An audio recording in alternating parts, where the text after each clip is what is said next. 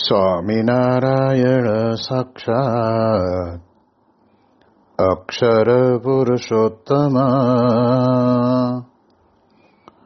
સર્વેભ્યઃ પરમં શાંતિં આનંદં સુખમર્પયેત. શ્રી સ્વામિનારાયણ ભગવાનની જય. શ્રી અક્ષર પુરુષોત્તમ મહારાજની જય.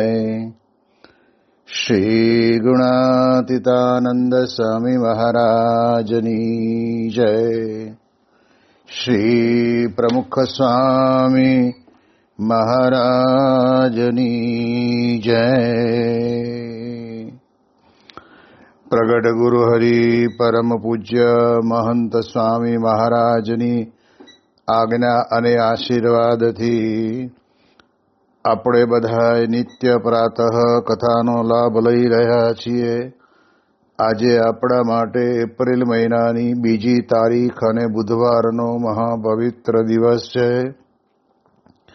અને 1503મી સભા થાય છે અને કહત હૈ સહજાનંદ એ વિષય ઉપર 1154મો દિવસ થાય છે.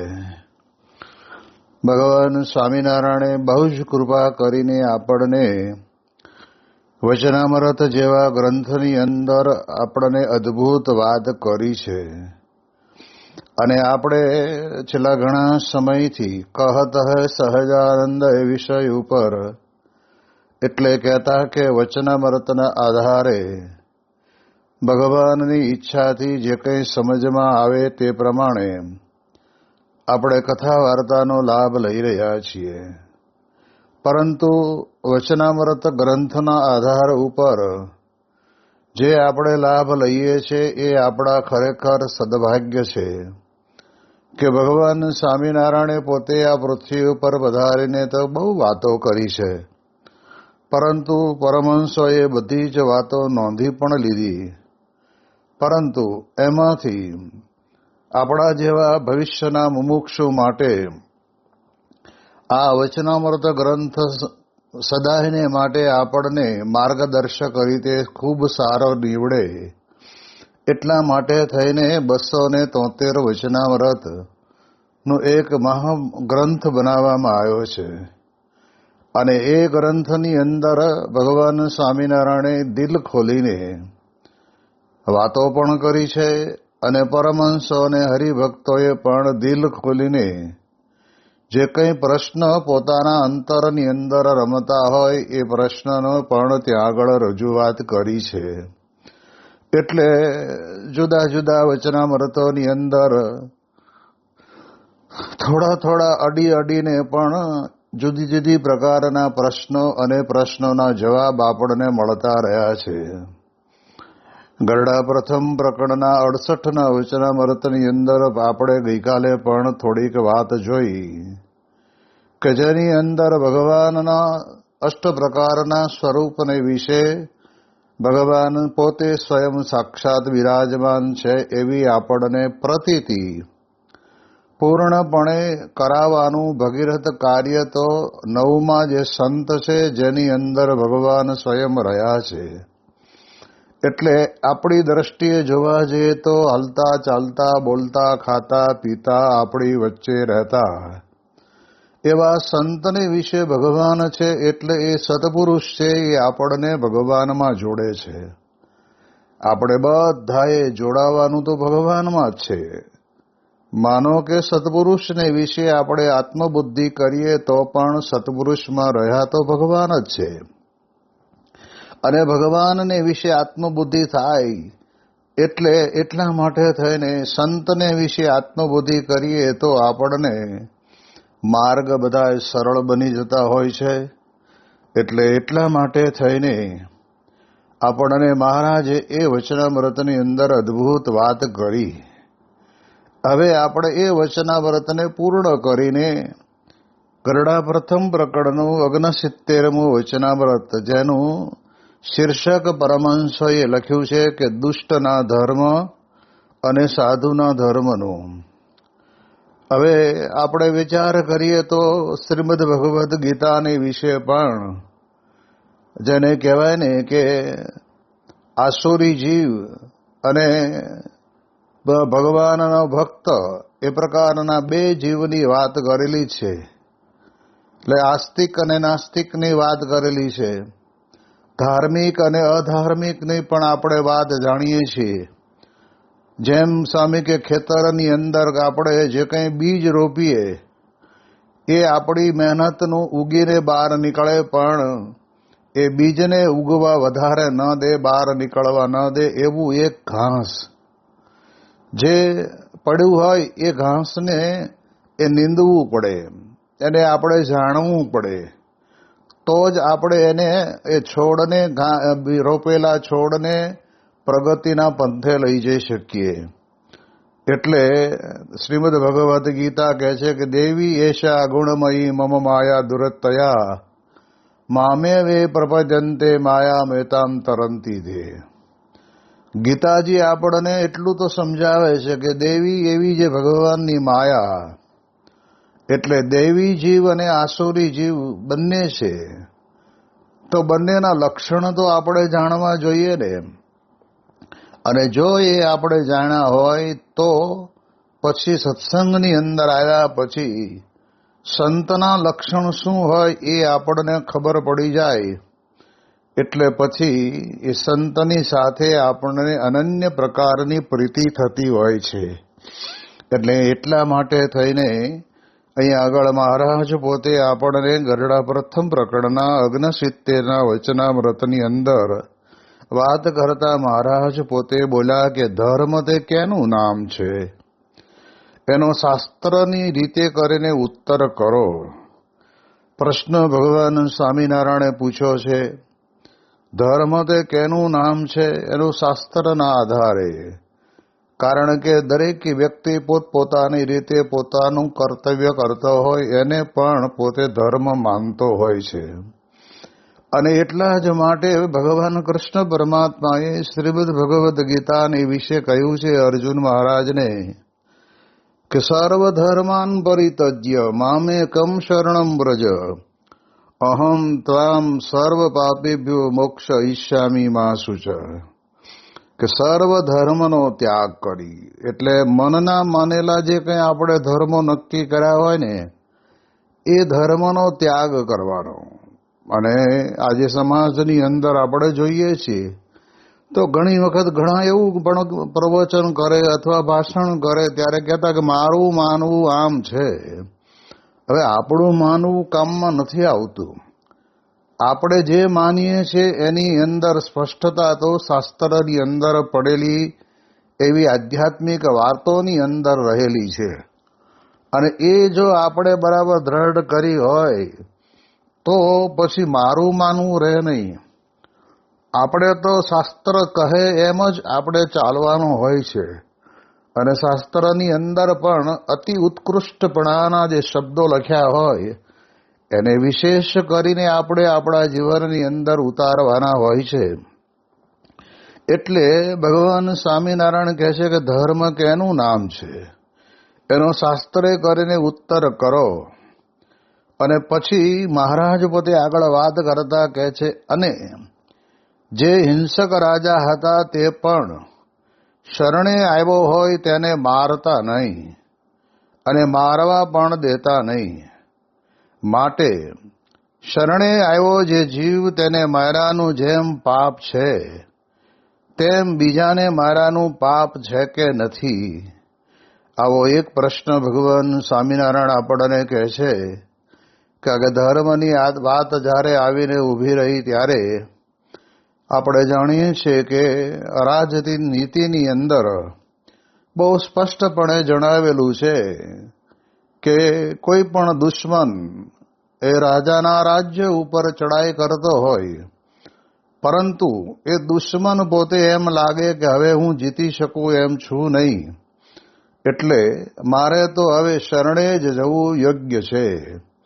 એટલે જે રાજ્ય ઉપર ચડાઈ કરીને જીતવાનો પ્રયત્ન કરનાર એ દુશ્મને એમ થાય કે હવે હું નહીં જીતું, તો રાજાના શરણે આવીને કે ખાવન ધણી, હવે હું મારા બળને પૂર્ણ કરી દઉં છું અને મારું બળ હવે આપની આગળ કંઈ કામમાં નહીં આવે, એટલે આપ હવે મને શરણે લઈ લો. હવે અત્યાર સુધી એણે જે કંઈ નાના મોટા યુદ્ધની અંદર કાર્યો કર્યા હશે, એ સ્વાભાવિક રીતે જ્યારે આપણે જાણીએ છીએ કે યુદ્ધ ચાલે ત્યારે બે પક્ષે નુકસાન તો થાય જ છે, પરંતુ જ્યારે શરણે આવીને ઊભો રહે છે ત્યારે એ રાજ્યનો રાજા છે, એને નથી કોઈ પાસે મારવા દેતા કે એને નથી પોતે મારતા. આ પ્રમાણે એ મારાનું જે પાપ અહીંયા આગળ બતાવે છે કે જે જીવ તેને મારાનું પાપ છે, તેમ બીજાને મારાનું પાપ છે કે નથી. એટલે જે શરણે આવે એને મારે એનું પાપ લાગે, અને શરણે ના આવ્યો હોય અને બીજા જે યુદ્ધની અંદર મરે એનું પાપ લાગે, તો એનું મારાનું પાપ છે કે નથી. આવો એક બીજો પ્રશ્ન પણ ભગવાન સ્વામિનારાયણ આપણને પૂછે છે. પછી એનો ઉત્તર જેમ જેને ભાષો તેમ તેમણે કરવા માંડ્યો, પણ શ્રીજી મહારાજે આશંકા કરી એટલે કોઈથી ઉત્તર થયો નહીં. પછી મુનિ સર્વે બોલ્યા છે, હે મહારાજ, અમે એ જ તમને પ્રશ્ન પૂછીએ છીએ કે યજ્ઞાદિકને વિશે પશુ હિંસા સહિત ધર્મ કયો છે અને અહિંસા રૂપ પણ ધર્મ કયો છે, માટે એ જેમ યથાર્થ હોય તેમ કહો. એટલે પરમહંસોએ મહારાજને પ્રશ્ન એક જુદી રીતે પૂછે છે કે યજ્ઞ કરે એની અંદર કેટલાક લોકો પશુની હિંસા કરે એને ધર્મ માને છે, અને કેટલાક લોકો અહિંસા રૂપ પણ યજ્ઞ કરે એને ધર્મ માને છે. તો આનો યથાર્થ ઉત્તર કરો. હવે આવો જ્યારે પ્રશ્ન પૂછાયો ત્યારે શ્રીજી મહારાજ બોલ્યા છે, હિંસાયુક્ત જે ધર્મ છે તે તો ધર્મ, અર્થ અને કામ પર છે, તે પણ હિંસાના સંકોચને અર્થે કયો છે. અને અહિંસામય જે ધર્મ છે તે મોક્ષ પરાયણ છે, અને એ સાધુનો ધર્મ છે. મહારાજ પોતે બહુ સરસ જવાબ આપે છે કે આવી રીતે કોઈ હિંસા એ કરીને યજ્ઞ કરતા હોય અને એને ધર્મ માનતા હોય તો એને કેટલું કે ધર્મ, અર્થ, કામ આ ત્રણ પ્રકારના પુરુષાર્થની જ સિદ્ધિ થાય.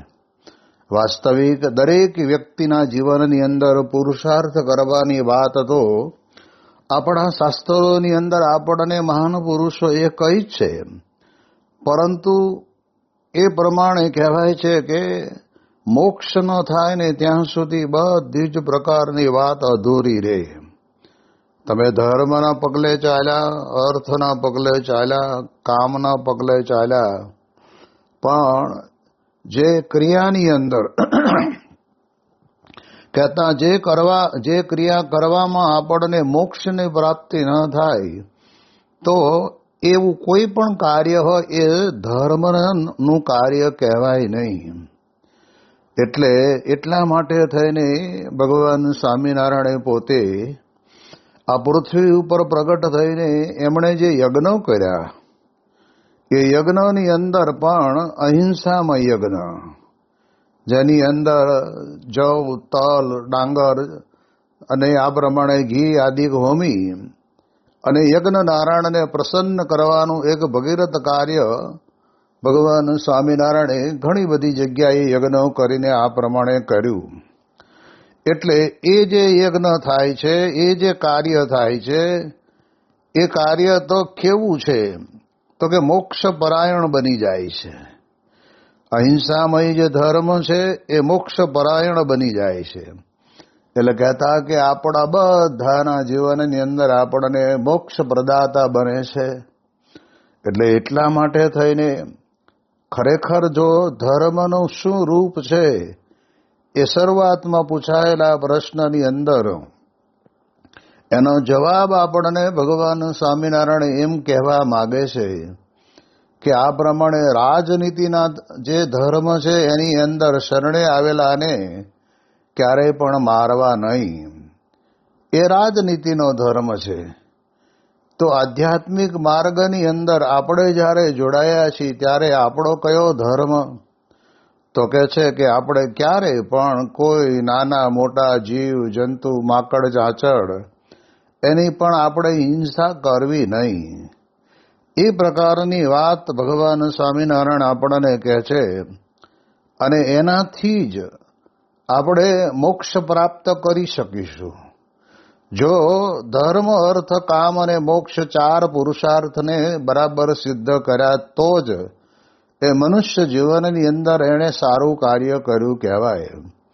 પણ ધર્મ અર્થ અને કામને સિદ્ધ કરે એવા હિંસાયુક્ત યજ્ઞ કરીને, હિંસાયુક્ત પ્રવૃત્તિ કરીને તો એના જેને કહેવાય ને કે મોક્ષ માટેનું ઉત્તમ પગથિયું તો એને લેવાનું રહી ગયું, એને પ્રાપ્ત નહીં થાય. અને એટલા જ માટે થઈને આપણને અહીંયા આગળ ખૂબ સારી ભેટે ભગવાન સ્વામિનારાયણ સમજાવે છે. અને એ સાધુનો ધર્મ છે. હવે મહારાજ પોતે આપણને આ એક વાક્યની અંદર સમજાવે છે કે સાધુના ધર્મની અંદર દરેક વ્યક્તિને મોક્ષ પ્રાપ્ત કરાવવો એ જ મહત્વનું ધર્મ છે. અને મોક્ષ પ્રાપ્ત કરવા માટે થઈને ક્યારેય પણ કોઈ પણ પ્રકારની હિંસા આપણાથી થવી ન જોઈએ, અને કોઈ કરે તો એને થવા દેવી ન જોઈએ. એવી પ્રકારની વાત ભગવાન સ્વામિનારાયણ આપણને કહે છે. એટલે ભગવાન સ્વામિનારાયણે આ પ્રમાણે કહેવાય છે ને કે 500 પરમહંસોને બનાવીને એમણે સર્વ ગુજરાતની અંદર ઘરે ઘરે ને ગામડે ગામડે લોકો સુધી ફરતા મૂક્યા અને ધર્મની સાચી વ્યાખ્યા બતાવી. અને એના કારણે કરીને સમાજની અંદર ઘણી બધી પ્રકારની એ સુધારણા આવી ગઈ અને લોકોને સમજ પણ પડી કે વાત સાચી છે. ગુરુ હરિપ્રમુખ સ્વામી મહારાજ ઘણી વખત આપણને વાત કરે છે કે કોઈ પણ જીવને આપણે મારીને એને ભક્ષણ કરવાનો પ્રયત્ન કરીએ છીએ તો એ જીવ જ્યારે મરતો હશે ત્યારે એને કેટલો કકળાટ થતો હશે. આપણે જાણીએ છીએ કે આ લોક જગતની અંદર જે હિંસા કરીને એ માંસ ભક્ષણ કરવા માટેનું પ્રયત્ન કરતા હોય છે એને ખબર નથી. જેમ આપણે જાણીએ છીએ કે ભાગવતની અંદર પણ એક આખ્યાન આવે છે, અને એ આખ્યાન એવું આવે છે કે પ્રાચીન બરીસ નામનો રાજા હતો. એ પોતે આ પ્રમાણે યજ્ઞ કરે છે, પણ યજ્ઞની અંદર એ પોતે પશુઓને કાપીને હોમે છે. હવે જ્યારે પશુના શરીરની અંદર રહેલું જે જીવ પડેલો હોય છે એ જીવતા પશુને કાપે ત્યારે એની અંતરની અંદરથી કેટલી દુઃખજનક ચીસ પડતી હોય છે. અને એ કપાઈ ગયા પછી એમાં રહેલો જીવ એ પણ કહેવાય છે કે અમુક સમયાંતરે નીકળી જાય. અને એવા જીવને એ પ્રમાણે યજ્ઞની અંદર નાખીને બાળીને યજ્ઞ કરતા એ પ્રાચીન બરીસ નામના રાજાને એક વખત આવો યજ્ઞ એ કરતા હશે અને તેવા સમયની અંદર નારદ મુનિ ત્યાંથી પસાર થયા. અને નારદ મુનિને મનમાં થયું, ઓહો, આવું જબરજસ્ત પાપ આ નગરની અંદર આ રાજા કરે છે. આપણે એને ધ્યાન દોરવું પડે, આપણે એને ચેતવવા પડે કે તમે જે કંઈ કરો છો એ સાચું નથી, સારું નથી, અને અયોગ્ય થાય છે, ખોટું થાય છે. અને એટલા જ માટે નારદ મુનિ પોતે પ્રાચીન બરીસ નામના રાજાની પાસે જઈને કહે છે કે હે રાજન, આ પ્રમાણે માં હિંસા સર્વાણી ભૂતાની. આપણા શાસ્ત્રોની અંદર લખ્યું છે કે જીવ પ્રાણી માત્રની ક્યારેય પણ હિંસા ન કરવી. હા, એની આયુષ્ય પૂરી થાય એના શરીરની, અને શરીરમાં રહેલો જે જીવ જ્યારે નીકળીને બીજી જગ્યાએ જતો હોય છે અને પછી એના દેહને જે તે પ્રકારે નીતિ નિયમ પ્રમાણે એની અંતિમ વિધિ કરવાની હોય એ કરે એનું પાપ લાગતું નથી, પણ શરીરની અંદર જીવ હોય અને પછી એને જ્યારે એ મારવાડ કાપ કરીને પછી યજ્ઞની અંદર નાખીને એમાં શેકાયેલું જે યજ્ઞનો પ્રસાદ સમજીને માંસાહાર કરે છે, તો નારદ મુનિએ કહ્યું કે તમે અત્યાર સુધી તમે પોતે તલવાર લઈને મારવા નથી જતા, પણ આવા યજ્ઞો કરાવો છો. એ કરનારા યજ્ઞો કરે છે એનું પાપ તો કરાવનારને જ વધારે લાગે છે. એટલે જેટલા પશુઓ તમે કાપ્યા છે બધા જ આકાશની અંદર તમારી રાહ જોઈને ઊભા છે.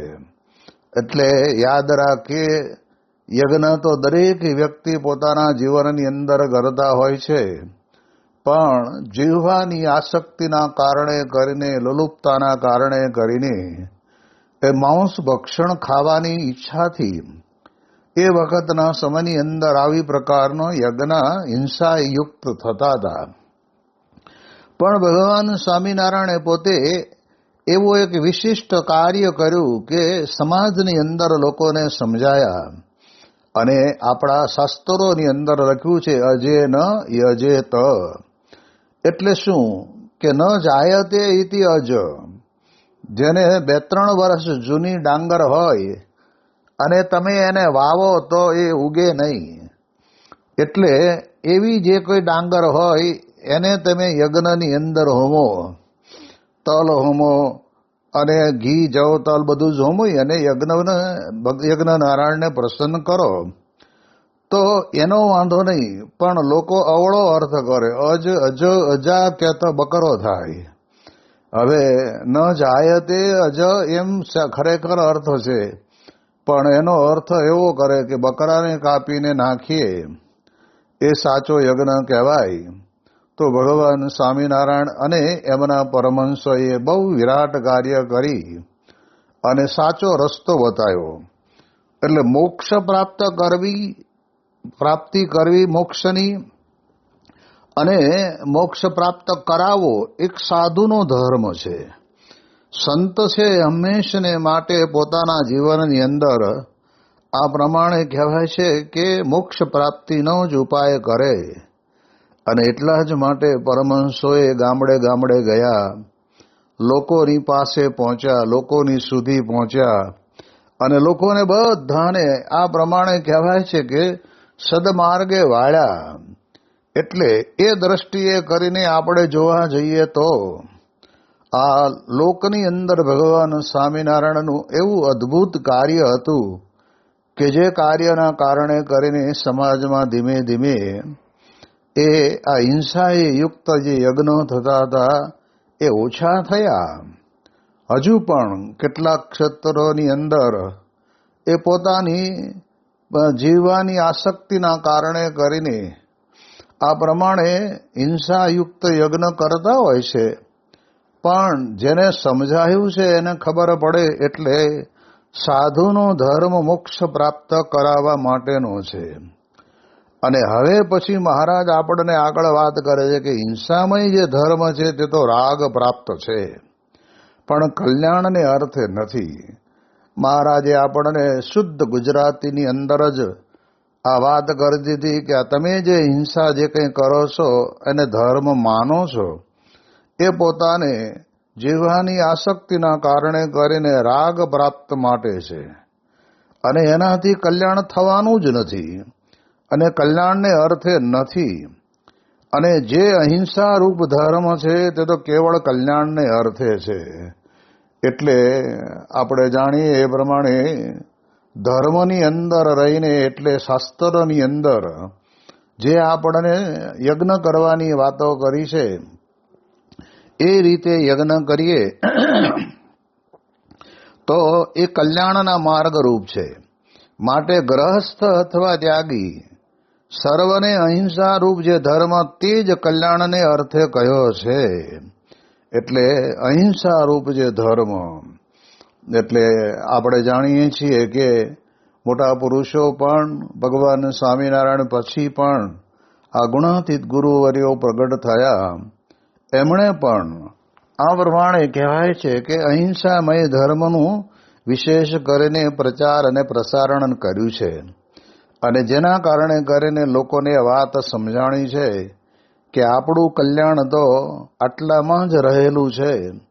અને પછી મહારાજ પોતે વાત કરે છે કે જેમ રાજા ઉપરીચર વસુ રાજ્યમાં હતા તોય પણ અહિંસા ધર્મને વિશે રહ્યા હતા. તે માટે સાધુને તો મન કર્મ વચને કરીને કોઈનું ભૂંડું વાંચવું નહીં. હવે મહારાજ આપણને પૌરાણિક વાતને યાદ કરાવીને કહે છે કે ઉપરીચર વસુ નામના જે રાજા થઈ ગયા, જે રાજ્યમાં રહેતા હશે, એ રાજ્યની અંદર રહેતા હતા તો પણ એ અહિંસા ધર્મને વિશે જ રહ્યા. હવે એ વખતના સમયની અંદર આપણે જાણીએ છીએ કે ધર્મ અર્થ કામ એ પ્રાપ્ત કરવા માટે થઈને તો કેટલા બધા લોકો આવા હિંસાએ યુક્ત યજ્ઞ કરતા હતા. પણ રાજા ઉપરીચર વસુએ એ રાજ્યની અંદર રહ્યા છતાં પણ અહિંસા ધર્મને વિશે જ રહ્યા હતા. એટલે મહારાજ પોતે કહે છે કે સાધુને માટે તો મન કર્મ વચને કરીને કોઈનું ભૂંડું વાંચવું નહીં. આ એક આપણને બહુ જ મસ્ત મજાની વાત કરે છે. સાધુનો અર્થ માત્ર વસ્ત્ર ધારણ કરે એટલું નહીં. દરેક વ્યક્તિને સાધુ એટલે સારા બનવાનું છે. સારા એટલે ગુણિયલ બનવાનું છે. ગુણિયલ એટલે કહેવાય છે કે કોઈનું પણ ક્યારે પણ મન કર્મ વચને કરીને કંઈ ભૂંડું થાય એવો વિચાર કરવો જ નહીં. આ બહુ જ મોટી મહત્વની બાબત આપણને અહીં આગળ મહારાજ સમજાવે છે. અને કોઈ વાતનો અહંકાર પણ રાખવો નહીં.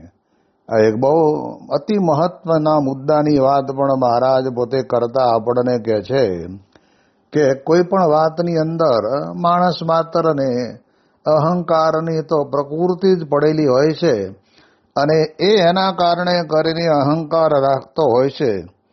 પણ મહારાજ કહે છે કે અહંકાર રાખવો નહીં અને સર્વના દાસાનું દાસ થઈને રહેવું.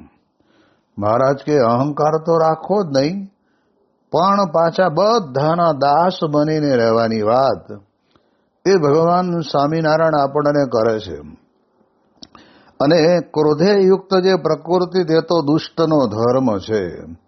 જો આપણે વિચાર કરીએ તો ક્રોધે કેવું બધું આપણા જીવનની અંદર, સંસાર વ્યવહારની અંદર પણ ક્રોધ જ્યારે આવે ત્યારે એ કેવું બગાડી નાખે છે.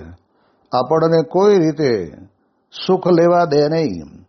એટલે મહારાજ કહે છે કે ક્રોધે યુક્ત જે પ્રકૃતિ તે તો દુષ્ટનો ધર્મ છે. કે જેને આપણે દેવીને આસુરી જીવની વાત કરીને, એટલે આસુરી જીવ હોય એને આવી પ્રકારના ક્રોધ આવે, પોતાના વ્યવહારમાં, પરિવારની અંદર, કુટુંબની અંદર વિક્ષેપ ઊભો થાય, એ પ્રકારનું એ પ્રમાણે કરતા હોય છે. અને પછી કહે છે કે શાંત સ્વભાવે વર્તવું તે જ સાધુનો ધર્મ છે. એટલે ભગવાન સ્વામિનારાયણે એવા પરમહંસોની રચના કરી કે ગમે તેવા અપમાન થયા તો પણ એમણે ક્યારેય કોઈ દિવસ કોઈનું પણ એનું અહિત થાય એવો વિચાર કરવો જ નહીં. અને શિક્ષાપત્રી ગ્રંથની અંદર પણ કહ્યું કે કોઈ ગાળો દે, મારે, તાડણ કરે તો પણ એનું હિત થાય એવું ચિંતન કરવું, પણ એનો બદલો લેવો નહીં. એટલે શાંત સ્વભાવ છે એ સાધુનો ધર્મ છે. એટલે ધર્મની વાત જ્યારે આવીને ઊભી રહી છે ત્યારે મહારાજ આપણને આ પ્રમાણે સમજાવે છે. અને કોઈ કહેશે કે હજારો માણસને નિયમમાં વર્તાવા હોય તેને કેમ સાધુતા ગ્રહણ કરે, ચાલે? એટલે કોક વળી એમ કે હજારો માણસને નિયમમાં વર્તાવા હોય તો કેમ કરે, ચાલે? અને ત્યારે એનો ઉત્તર જે રાજા યુધિષ્ઠિરનું હજારો ગામમાં રાજ્ય હતું તોય પણ સાધુતા રાખી અને ડારા દેનારા તો ભીમસેન જેવા હજારો હોય, તે વારીએ તોય પણ તે કર્યા વિનાનું રહેવાય નહીં. માટે તીખા સ્વભાવવાળાની તો કાંઈ ખોટ નથી. એવા તો ઘણાય હોય પણ સાધુ થવું એ ઘણું દુર્લભ છે. એટલે સાધુના ધર્મની અંદર સ્વભાવ શાંત રાખવો, કોઈ પણ પ્રકારનું માન રાખવું નહીં, અહિંસાયુક્ત જીવન જીવવું, આ બધી પ્રકારની મહારાજે આ વચનામૃતની અંદર આપણને વાત કરી. તો એમાંથી આપણે વર્તમાન સંદર્ભની અંદર ગુરુ હરિ ગુણાતીત ગુરુવર્યોના જીવનમાં આપણે આ બધા જ સાધુ લક્ષણોને આપણે જોયા છે. તો એવા સત્પુરુષની આપણને પ્રાપ્તિ થઈ છે. તો એના સંગે કરીને આપણે પણ આપણા જીવનની અંદર વિશેષ સાધુ લક્ષણયુક્ત બની શકાય એવી બળબુદ્ધિ શક્તિ પ્રાપ્ત થાય એ પ્રાર્થના. ઇતિ વચનામૃતમ ગરડા પ્રથમ પ્રકરણનું 69મું વચનામૃત જે તે થયું. શ્રી સ્વામિનારાયણ ભગવાનની જય.